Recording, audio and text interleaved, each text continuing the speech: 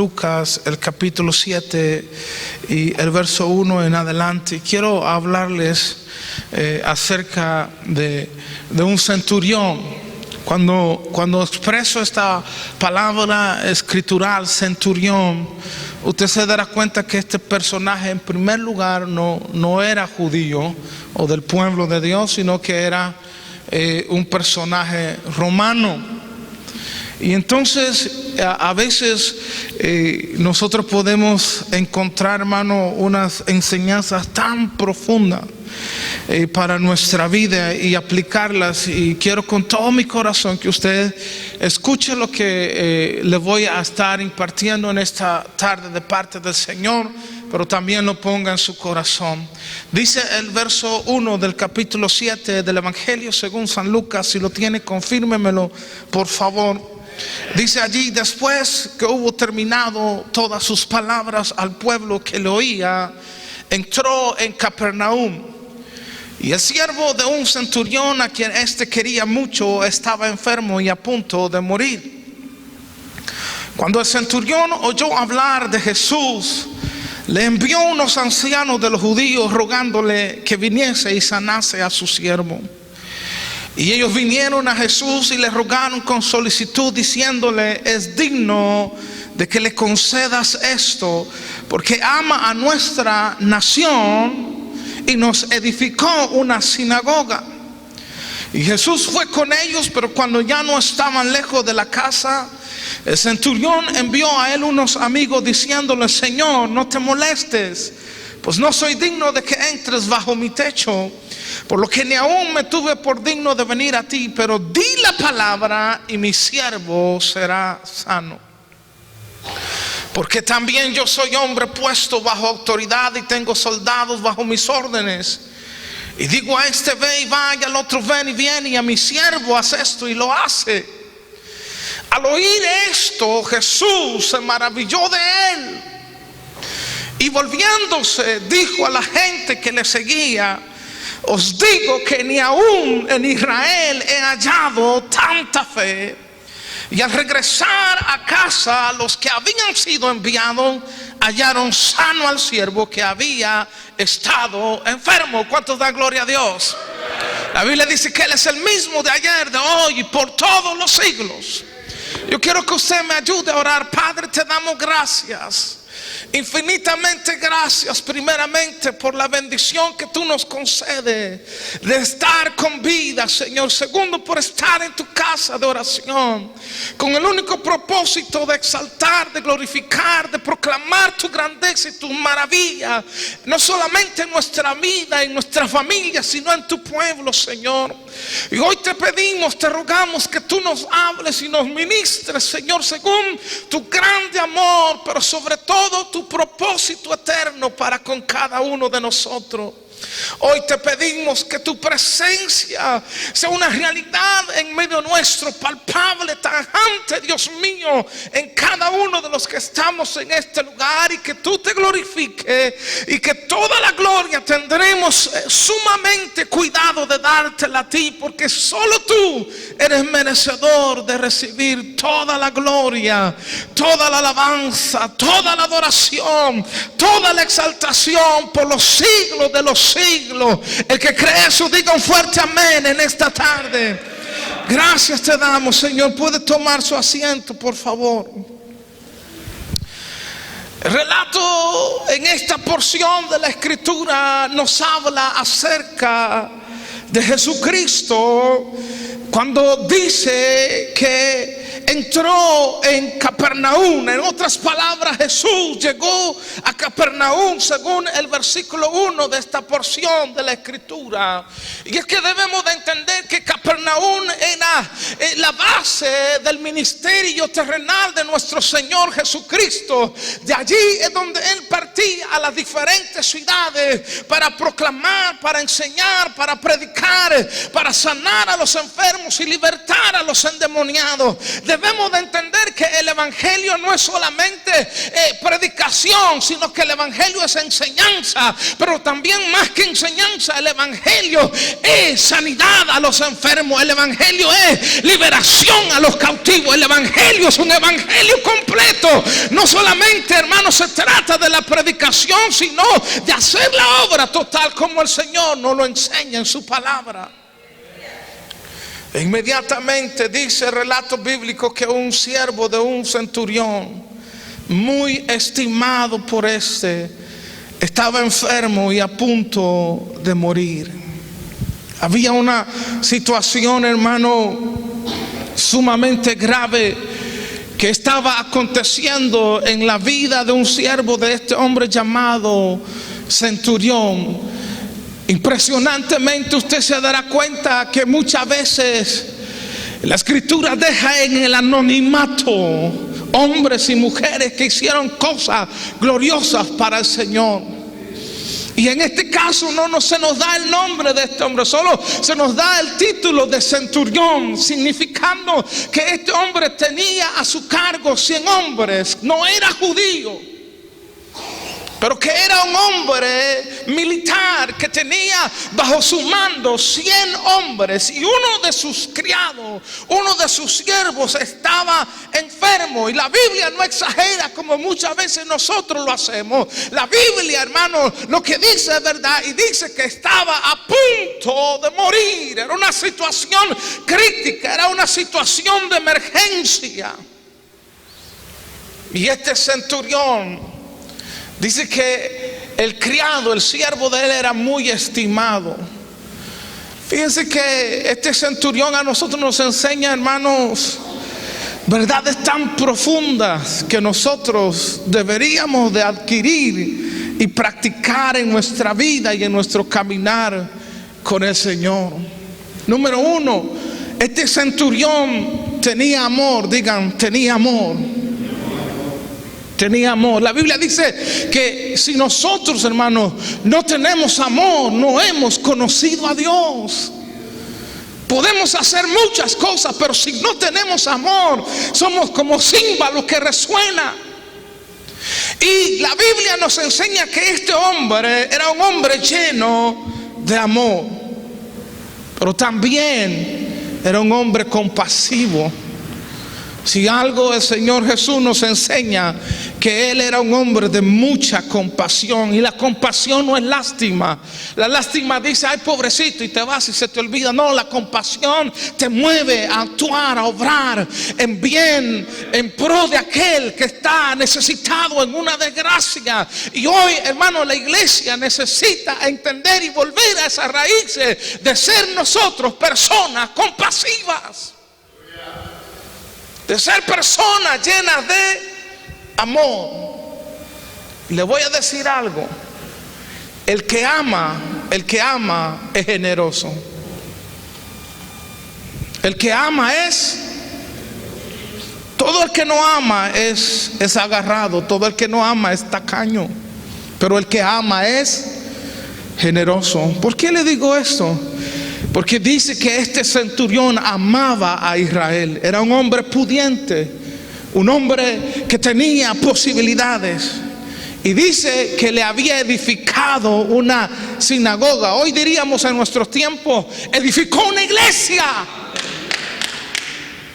La sinagoga era el lugar donde los judíos se reunían, y había que tener por lo menos 10 hombres mayores de edad para que pudiese haber una sinagoga. Y él solo, óigame bien, él solo, dice la escritura, que por cuanto amaba a Israel les había edificado una sinagoga. Y la sinagoga servía para que el pueblo de Dios llegase a adorar al Señor, a buscar el rostro de Dios, a dejar sus cargas delante de la presencia de Dios. Hoy en nuestro día diríamos que les había construido una iglesia. Porque el que ama, diga el que ama, es generoso. Quiero decirle algo: si usted no ama a Dios, usted nunca será generoso, aunque usted tenga el título de cristiano. Por eso, ¿cómo batallamos, hermano? ¿Cómo luchamos? Hace algunos años yo estuve en la convención anual del Dr. Frederick Price aquí en Los Ángeles, y se levanta ese hombre y dice: necesitamos en nuestro presupuesto de oficina solamente $1,5 millones para poder fungir todo este año. ¿Sabe cuánto recogieron en menos de 10 minutos? Yo me quedé con la boca abierta. Más de $2 millones. Más de $2 millones en menos de 10 minutos. Por eso hay que entender que el pueblo americano, digamos lo que digamos, es bendecido. Aleluya. Porque el que ama, diga, el que ama es generoso. Y este hombre amaba a Israel, pero eso lo había llevado a ser ¿qué? Generoso. Porque el que ama da. Por eso dice que de tal manera nos amó Dios. El principio está en nuestro Padre, que dio a su único Hijo unigénito, para que todo aquel que en Él cree no se pierda, sino que tenga vida eterna. El que ama siempre dará, siempre apoyará, siempre soportará, nunca se cansará de dar. Vamos a darle un fuerte aplauso al Señor. El que ama a Dios es un hombre, una mujer que sabe dar, generoso. Y este centurión oyó que Jesús había llegado a Capernaum y le envía a unos ancianos de los judíos para que le rogasen que viniese y sanase a su siervo, en el verso 3. Y cuando estos ancianos del pueblo de Dios llegaron, le testificaron al maestro que este hombre amaba a la nación judía y que les había edificado una sinagoga. Cuando el Señor escuchó el relato de los ancianos judíos, dice que dispuso ir con ellos en el verso 6. Pero cuando ya no estaban lejos de la casa, el centurión envió a él unos amigos, ya no ancianos judíos, sino unos amigos, diciéndole: Señor, no te molestes, porque no soy digno de que entres bajo mi techo. Verso 7: por lo que ni aún me tuve por digno de venir a ti, pero di la palabra y mi siervo será sano. Esa expresión, si nosotros la miramos así nomás, ligeramente, hermano, no nos dirá nada. Pero yo quiero basar mi predicación en esa expresión, porque esa expresión nos demuestra y nos enseña en verdad el conocimiento pleno y verdadero que este centurión tenía de lo que es autoridad.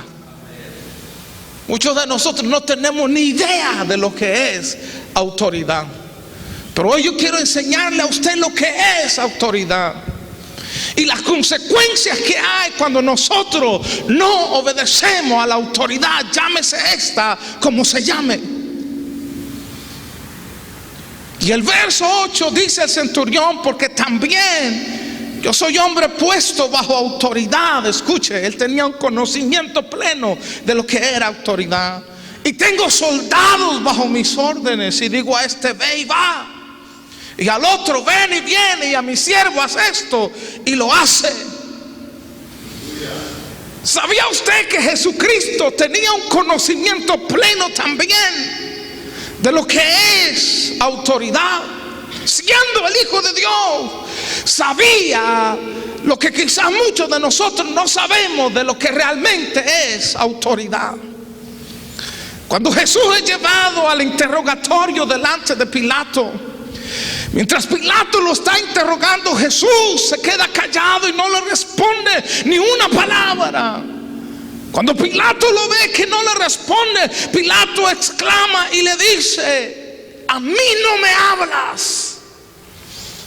¿No sabes tú que tengo autoridad, escuche, para crucificarte? Y que tengo autoridad para soltarte. Respondió Jesús, escuche la respuesta de Jesús: ninguna autoridad tendrías contra mí si no te fuese dada de arriba. Si no te fuese dada de arriba, el Hijo de Dios, el que se despojó a sí mismo para venir y tomar nuestro lugar, el Rey de los reyes, el Señor de los señores, en su humanidad reconocía lo que en verdad era autoridad. ¿Cuánto nos cuesta a nosotros reconocer lo que en verdad es autoridad, aunque somos cristianos?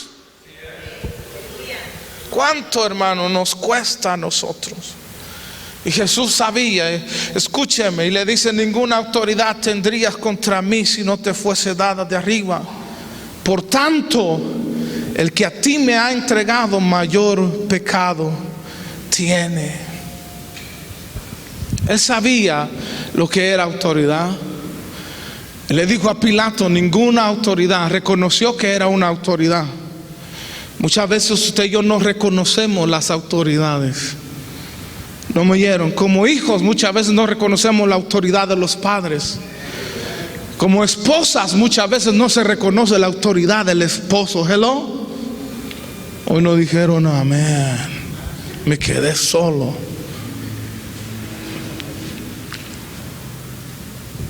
Pero Jesús sabía lo que era autoridad.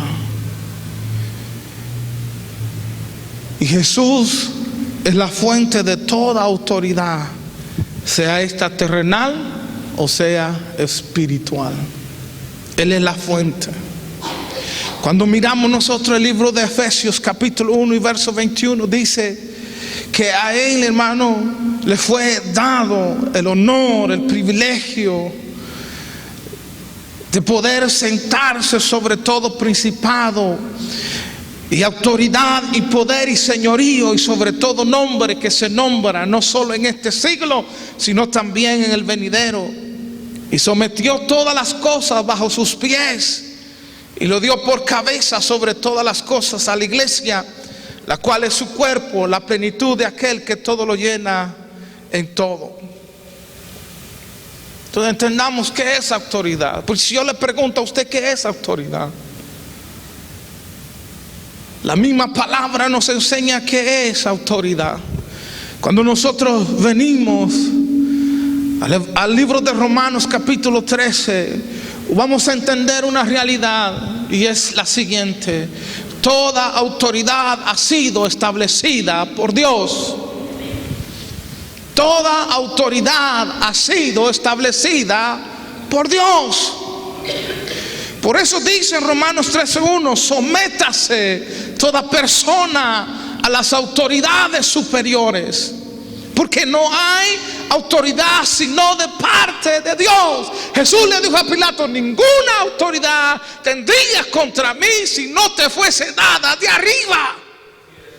Y el apóstol Pablo reconoce esa realidad y escribe y dice: porque no hay autoridad sino de parte de Dios, y las que hay por Dios han sido establecidas. Entonces la Biblia dice que nosotros debemos sujetarnos a las autoridades, porque son servidores de Dios. Si usted lee el verso 5 del capítulo 13 de Romanos, dice: por lo cual es necesario estarles sujetos, no solamente por razón del castigo, sino también por causa de la conciencia. Pues por esto pagáis también los tributos, porque son servidores de Dios que atienden continuamente a esto mismo. Pagad a todos los que debéis, al que tributo, tributo, al que impuesto, impuesto, al que respeto, respeto, al que honra, honra. No debáis a nadie nada sino el amaros unos a otros, porque el que ama al prójimo ha cumplido la ley. En estos versos de la Escritura miramos nosotros el orden de nuestra sociedad, porque todos pagamos impuestos. Todos pagamos tributos. ¿Sabe para qué? Para que tengamos departamento de policía, para que tengamos departamento de bomberos, y todos ellos son autoridad. Allí está establecido el orden de nuestra sociedad en esos versos. Y dice la Escritura, hermano, que es necesario estarle sujeto, no solamente por razón del castigo. Porque aquellas personas que no tienen en verdad el conocimiento pleno de lo que es autoridad son los que se rebelan, atrayendo sobre sí mismos condenación al caer en rebelión.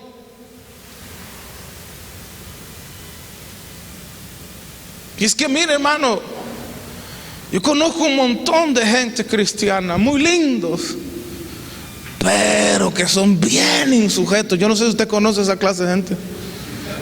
Y que hay que enseñarles, hermano, que cuando la gente no se sujeta a las autoridades, ellos mismos están acarreando maldición. ¿Sabe que la persona insujeta, la persona que se rebela en contra de la autoridad de Dios, camina bajo los cielos cerrados? Aquí, en este estado donde nosotros vivimos y nos desenvolvemos, hay una estadística que el 75% de las iglesias ha surgido de división. Gente que se ha rebelado en contra de la autoridad y que han dicho en su ego, en su orgullo, yo puedo también, y se meten a hacer lo que Dios no los ha llamado a hacer.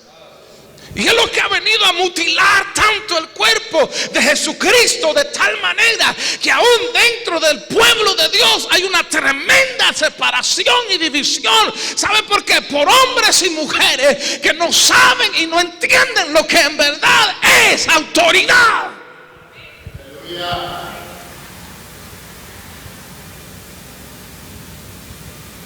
Cuando nosotros no entendemos en verdad lo que es autoridad, nos vamos a rebelar. Usted sabe qué le pasó a María cuando comenzó a hablar de Moisés, que era la autoridad de Dios. ¿Sabe qué le pasó? Si alguno ha leído, ¿qué le sucedió? Le cayó lepra y se tuvo que detener el campamento por 7 días porque aquella mujer estaba inmunda. Para que usted se dé cuenta cómo Dios, hermano, respalda lo que Él ha establecido. Si hay algo que usted y yo debemos de entender, es que siempre la autoridad será respaldada por Dios, siempre y cuando esa autoridad esté en lo correcto, en los límites que Dios nos ha dejado. Y que el que va a acarrear condenación para sí mismo es todo aquel que se rebela en contra de Dios. Yo le voy a decir algo, yo he visto tanta gente rebelarse y forman sus grupos, y al principio, hermano, es un alboroto, medio mundo feliz, pero al año tronaron, cada quien salió dispersado. Y ahí vienen de regreso los hermanos, y uno de pastor con el corazón de padre, quizás todavía dolido, tiene que recibirlos y darles una nueva oportunidad, entendiendo que Dios es un Dios de oportunidades. ¿Están entendiendo? Es necesario, iglesia, que entendamos en verdad lo que es autoridad y aprendamos a vivir en sujeción a nuestras autoridades, para que seamos alabados por ella, y no solamente alabados por ella, sino para que el cielo sea abierto y caminemos en la bendición de Dios. Óigame, si hay algo que logró obtener la bendición en aquel centurión para su criado, es que él sabía lo que en verdad era autoridad. Por eso es que hay muchos cristianos lindos, hermano, pero insujetos. Yo no digo que no sean cristianos, hermano, pero son insujetos. Esos no dicen nada. Eso es como si ellos se mandan solos, absolutos. Yo sé que aquí no hay ninguno, todos se quedaron en la ciudad de Bená. Aquí no hay nadie de esa índole, pero déjeme predicarle y enseñarle en esta noche. ¿Y sabe qué tenemos que hacer nosotros los pastores muchas veces? Disimular que no sabemos, hacernos disculpe la expresión, los tontitos. Pero no somos tontitos, sabemos. Lo que sucede es que muchas veces No queremos estar llamando la atención a cada momento. Pero hay gente, hermana, cristiana de años, pero con una rebeldía impresionante. No saben, no han entendido lo que en verdad es autoridad. Usted ha oído de ese movimiento, los rebeldes sin causa. Pues yo creo que ese movimiento se ha metido en nuestras congregaciones, porque hay cristianos rebeldes sin causa. Romanos 13:2 dice: de modo que quien se opone a la autoridad, escúcheme, de modo que quien se opone a la autoridad, escuche, a lo establecido por Dios resiste. ¡Wow! ¡Qué tremendo! Dígame usted que es padre y tiene hijos, dígame usted a un hijo rebelde, ¿cómo le va? Analicémoslo naturalmente, ¿cómo le va? ¿Usted lo quiere? ¿Usted lo ama igual?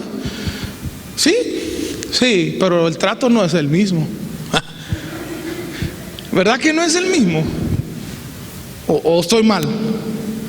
Al que te lleva buenas notas, al que es cariñoso, al que te obedece, lo exalta, lo presenta delante de tus amigos, pero al rebelde ese no.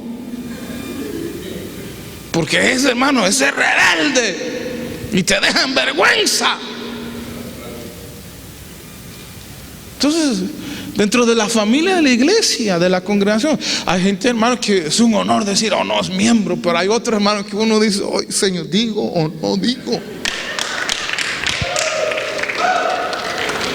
No sé si solo a mí me pasa, pero uno dice: digo o no digo, que porque, hermano, anda haciendo cada cosa. De modo que quien se opone a la autoridad, a lo establecido por Dios, resiste. Y escuche, y los que resisten acarrean condenación para sí mismos. Entonces significa que el rebelde no puede caminar bajo la bendición de Dios. La palabra no se puede contradecir. Queremos caminar bajo la bendición de Dios, seamos honestos. Mira, hay muchos cristianos de años, pero su vida refleja que son tremendamente gente insujeta y dejan mucho que desear.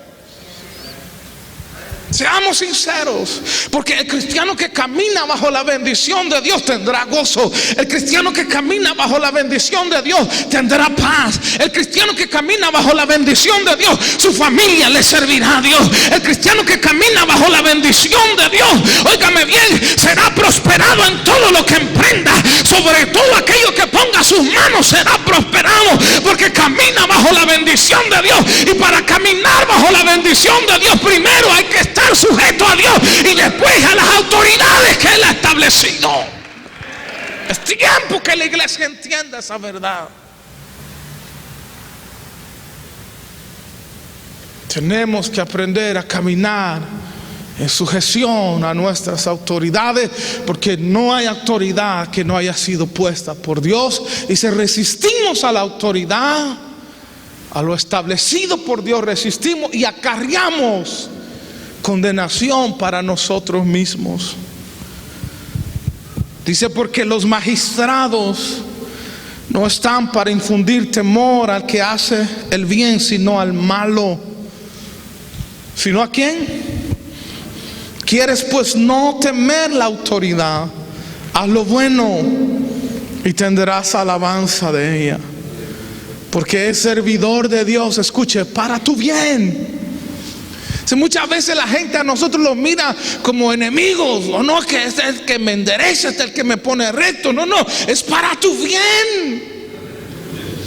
Lo que nosotros te decimos es para tu bien. Es como la Biblia dice, que el padre, hermano, que no corrige a sus hijos no los ama, porque al final estos serán vergüenza para él. Y nosotros, como padres espirituales, como gente que Dios nos da una responsabilidad, de quienes tenemos que rendirle cuenta por cada alma, por cada oveja. Pero yo siempre he dicho, la oveja y el alma que se sujeta, porque a los rebeldes yo siempre he dicho, ni Dios los quiere.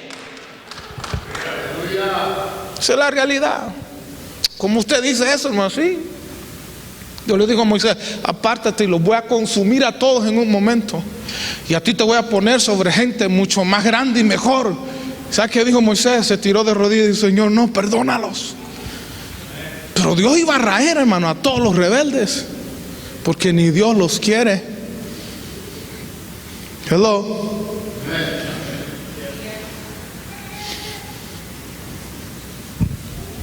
Entonces dice que son servidores de Dios para tu bien. Pero si haces lo malo, teme, porque no en vano lleva la espada, pues es servidor de Dios, vengador para castigar al que hace lo malo. El consejo que yo le estoy dando en esta hora es un consejo sabio. Si usted es una persona que tiene años dentro del cristianismo, pero que no ha aprendido a sujetarse, mi consejo: quiere caminar bajo bendición, comienza a hacerlo desde este día en adelante. Comienza a caminar en sujeción. No se rebele contra lo establecido por Dios, porque todo aquel que se rebela en contra de lo establecido por Dios no le va bien en la vida. Yo no digo que usted no sea cristiano, yo no estoy diciendo eso. Usted puede ser cristiano de iglesia constantemente, pero un rebelde tremendo. ¿Están aquí? Porque usted debe de entender dos cosas. Número uno, que el hombre puede emprender obras, pero que eso no significa que Dios esté en el asunto. Lo vemos nosotros en la famosa torre de Babel. Los hombres se unieron y dijeron: vamos a construir una torre y vamos a llegar hasta el cielo, hasta el espacio. Y iban, hermano, en pos, y el Señor lo vio y dijo: esto no es obra mía. Y allí surgen todos los lenguajes. Por eso hoy no entendemos muchos lenguajes. Bueno, yo no sé si usted entiende el mandarín, el chino y todo eso, el japonés. Yo no entiendo nada de eso. Con dificultad entiendo el español. ¿Por qué? Porque esa obra no era de Dios.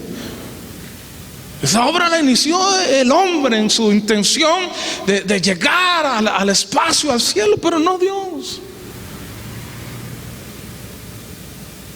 Y hay obras que sí, hermano, que Dios las inicia y nacen en el corazón de Dios. Ahora mire, lo del hombre no prevalece. Lo único que prevalece es lo de Dios. Entonces usted y yo debemos de entender que nos conviene estar sujetos.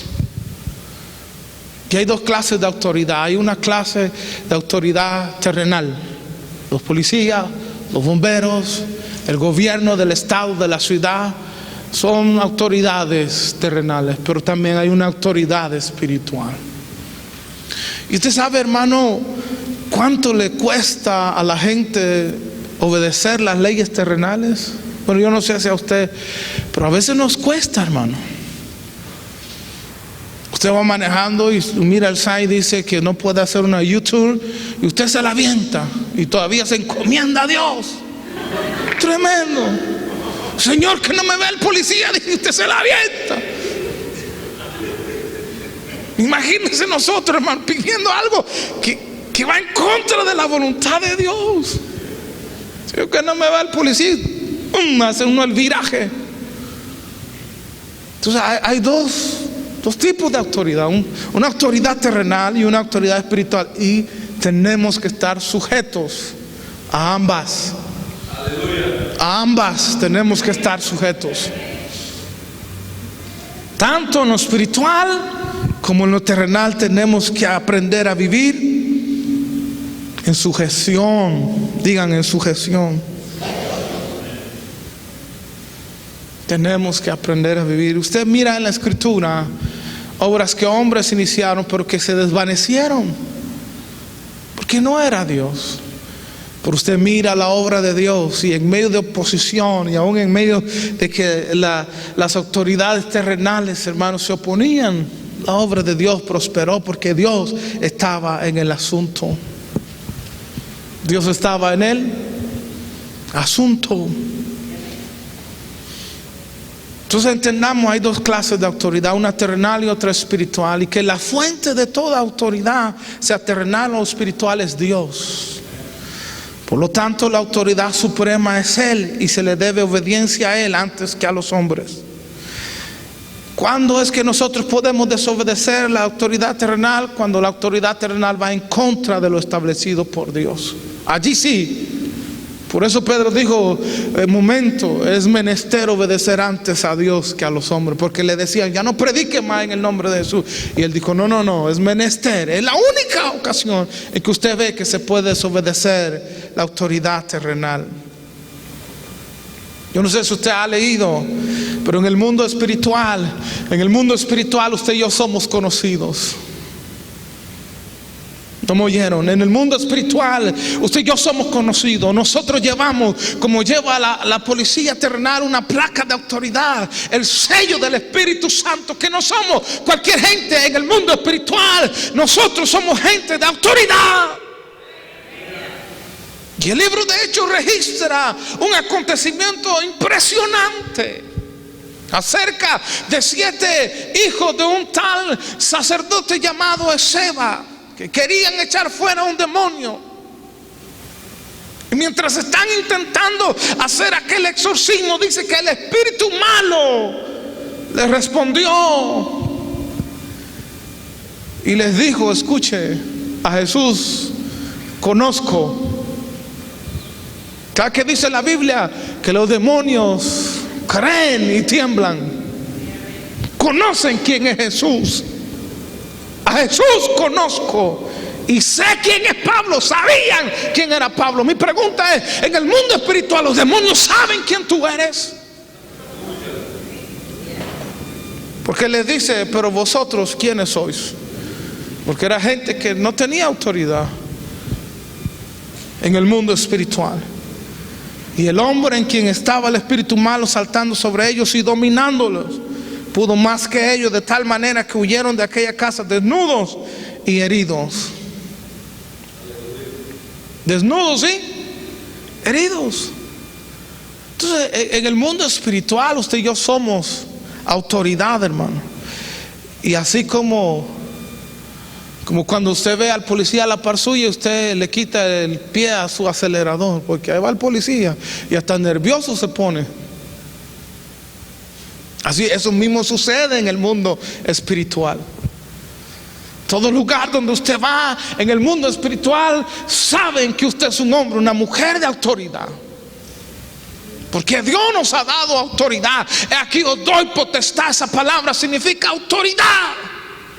Degollar serpientes y escorpiones y sobre toda fuerza del enemigo, y nada os hará daño. La iglesia debe de entender que Dios nos ha dado autoridad para hollar serpientes y escorpiones y toda fuerza del enemigo, y que nada nos puede hacer daño.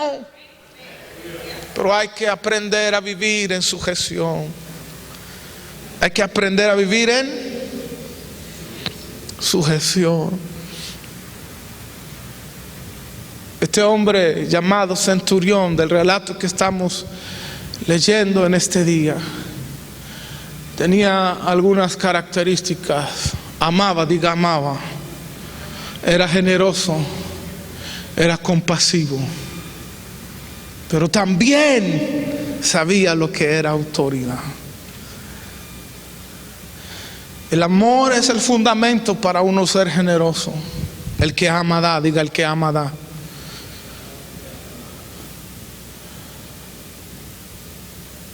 El que ama da.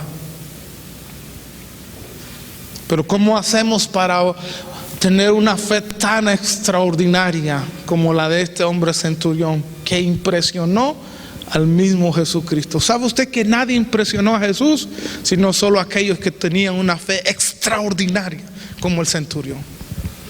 Pero ¿cuál era el fundamento de su fe? El tener el conocimiento pleno de lo que era autoridad.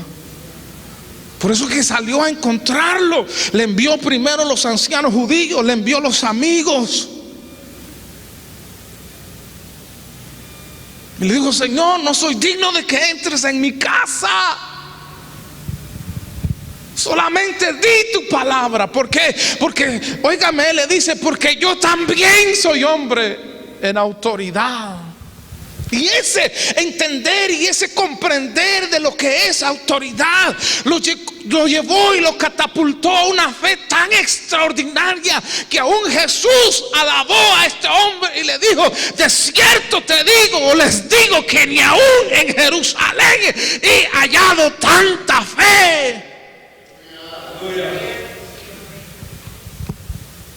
Pero ¿cuál fue el fundamento? El conocimiento de autoridad, que lo catapultó a una fe extraordinaria.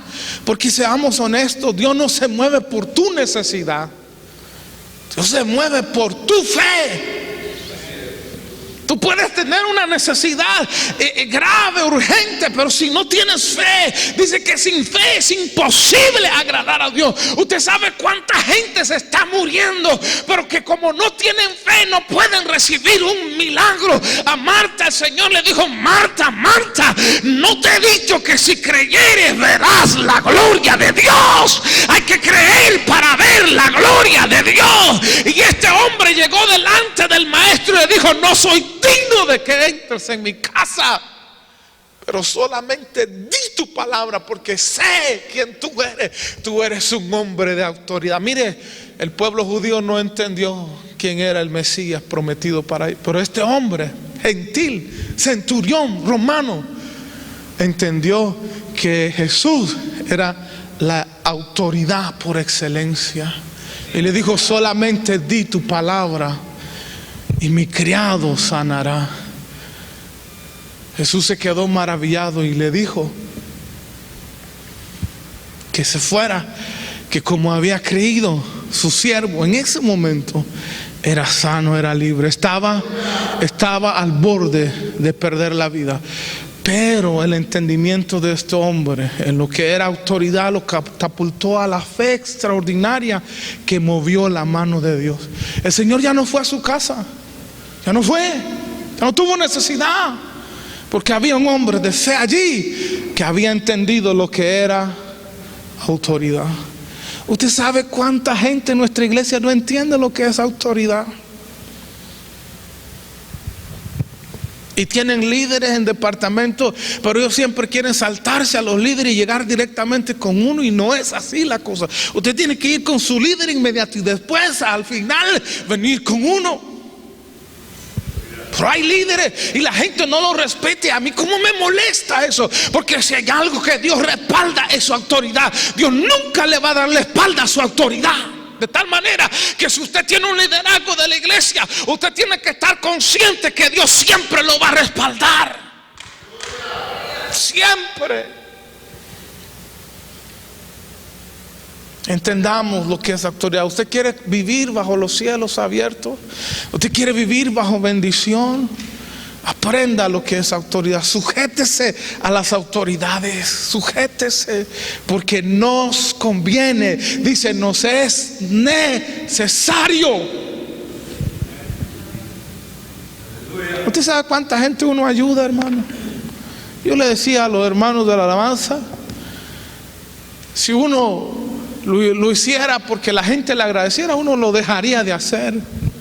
Porque cuánta gente no es mal agradecida, que los ayudaste, que salieron de su necesidad, que florecieron, y cuando se ven florecientes se van y van hasta hablando de ti y del ministerio mal, no bien.